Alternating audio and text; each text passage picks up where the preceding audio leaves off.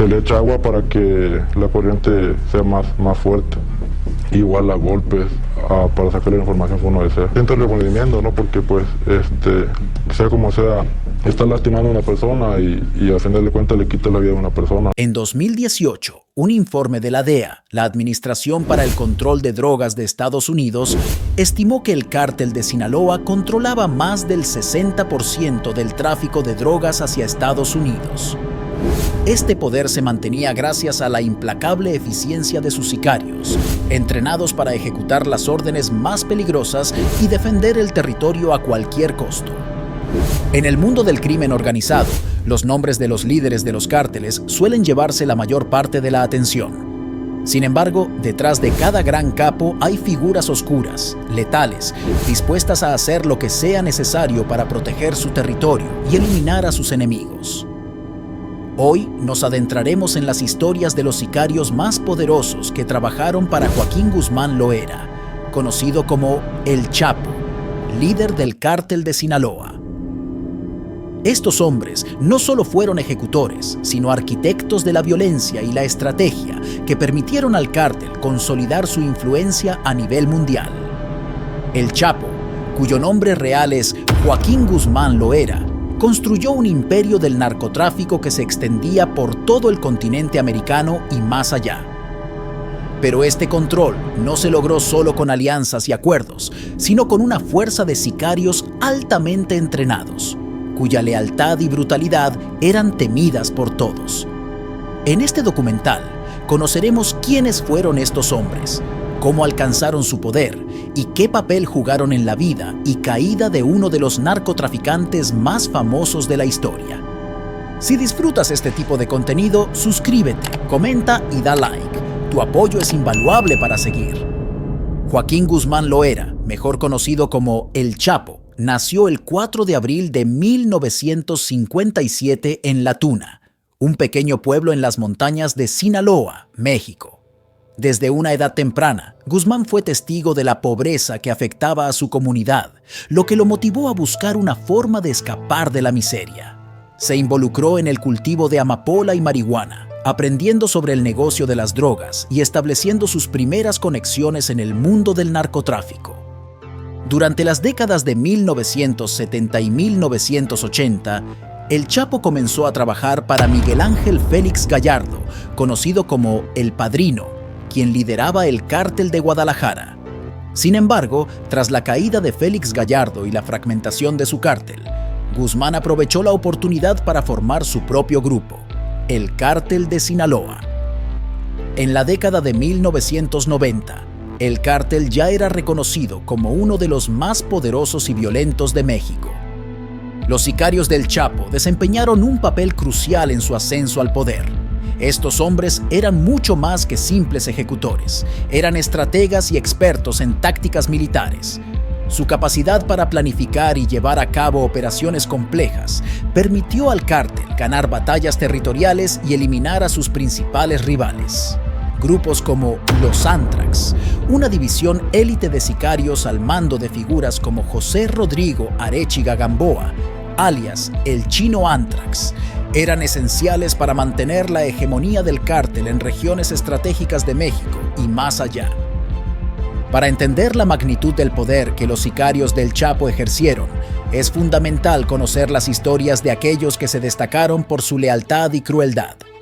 Uno de los nombres más resonantes fue José Rodrigo Arechiga Gamboa, conocido como el Chino Antrax.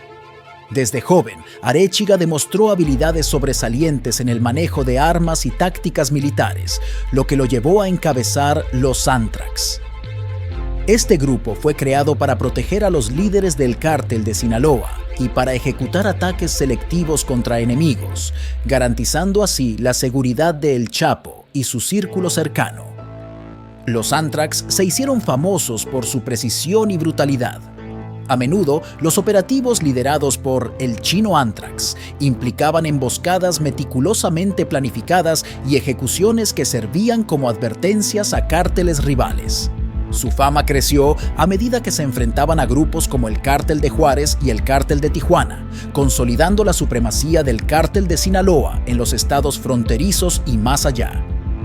Otro sicario notable fue Arturo Guzmán Loera, alias El Pollo, quien no solo era un pariente cercano del Chapo, sino también uno de sus más leales hombres de confianza. El Pollo se encargó de coordinar operaciones de tráfico de drogas a gran escala y de asegurar que las rutas del cártel estuvieran protegidas contra las incursiones de las fuerzas de seguridad y de otros cárteles, como el Cártel de los Zetas, conocido por su extrema violencia. Javier Torres Félix, alias el JT, fue otro de los sicarios más influyentes en la estructura del Chapo. Su historia está marcada por su habilidad para supervisar operaciones logísticas y por su liderazgo en enfrentamientos armados.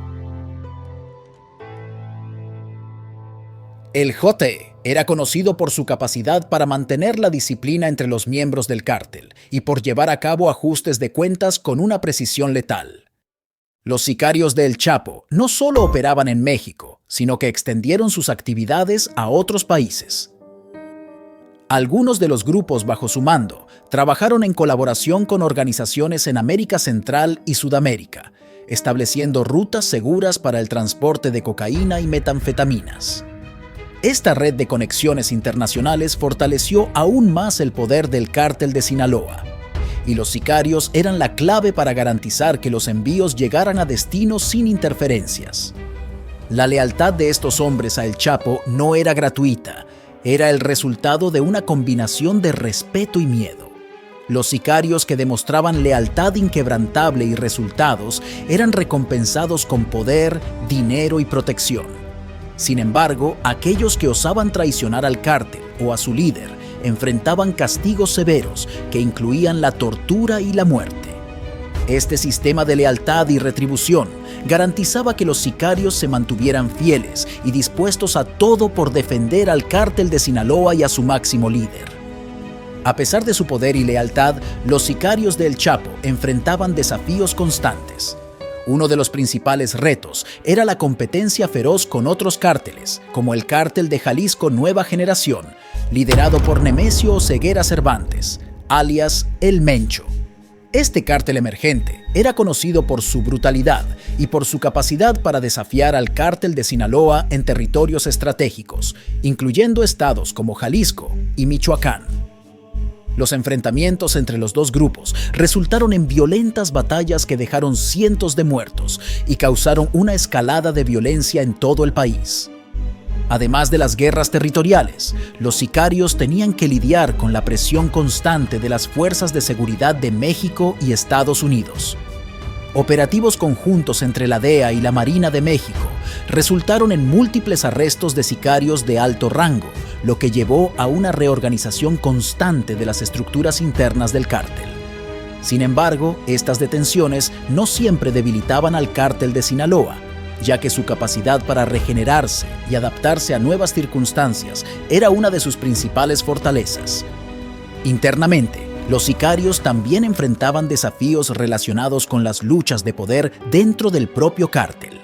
Las traiciones y disputas internas podían surgir cuando un miembro sentía que sus intereses estaban siendo ignorados o que su posición en la jerarquía estaba amenazada.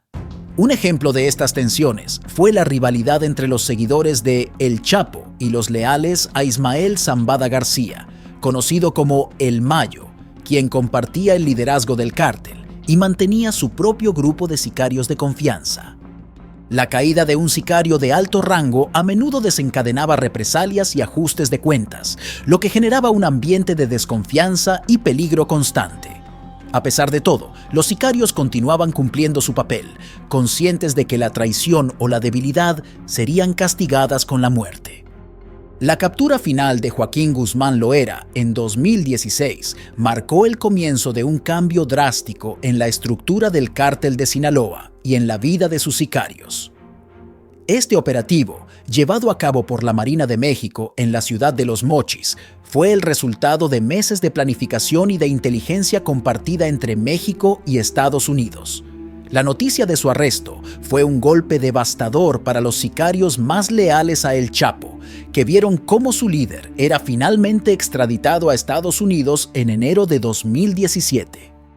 El juicio de El Chapo que tuvo lugar en Nueva York en 2019, se convirtió en un espectáculo mediático que reveló detalles internos del cártel de Sinaloa. Durante el juicio, testigos cooperantes, incluidos antiguos sicarios, describieron con detalle las operaciones del cártel y el papel que jugaron figuras clave. Estas revelaciones no solo expusieron la complejidad de la organización, sino que también llevaron a la desconfianza y al colapso de muchas de sus redes de apoyo. El encarcelamiento del Chapo significó un cambio de liderazgo. Ismael "El Mayo" Zambada, quien había sido colíder del cártel, asumió un papel más prominente y los hijos del Chapo, conocidos como los Chapitos, comenzaron a tomar control de ciertos territorios. Esta transición no fue pacífica. Los sicarios tuvieron que elegir bandos y algunos se enfrentaron a traiciones y nuevas alianzas que pusieron en riesgo sus vidas. La lealtad que alguna vez fue indiscutible empezó a fragmentarse y muchos de los sicarios más destacados enfrentaron la disyuntiva de mantenerse leales a una figura debilitada o aliarse con otros líderes en ascenso. Las fuerzas de seguridad aprovecharon este periodo de incertidumbre para capturar y desmantelar varias células de sicarios, reduciendo así la capacidad operativa del cártel. Los sicarios de El Chapo Guzmán fueron elementos esenciales para la expansión y el mantenimiento de su imperio criminal. Su lealtad y habilidades garantizaban la protección y el control de vastos territorios, pero también representaban un punto débil en tiempos de crisis y traición. La caída de El Chapo marcó el fin de una era para el cártel de Sinaloa y para sus sicarios más poderosos, quienes enfrentaron un futuro incierto y en muchos casos trágico. A pesar de la pérdida de su líder, el legado de estos sicarios perdura como un recordatorio de la compleja y violenta realidad del narcotráfico en México.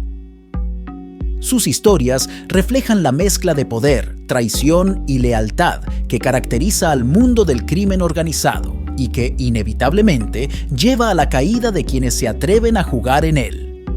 ¿Te interesan más historias sobre el narcotráfico y sus protagonistas? No olvides suscribirte, dar like y comentar tus impresiones. Tu participación nos ayuda a seguir investigando y compartiendo contenido relevante. Explora también nuestros otros videos para conocer más sobre la situación actual de los cárteles.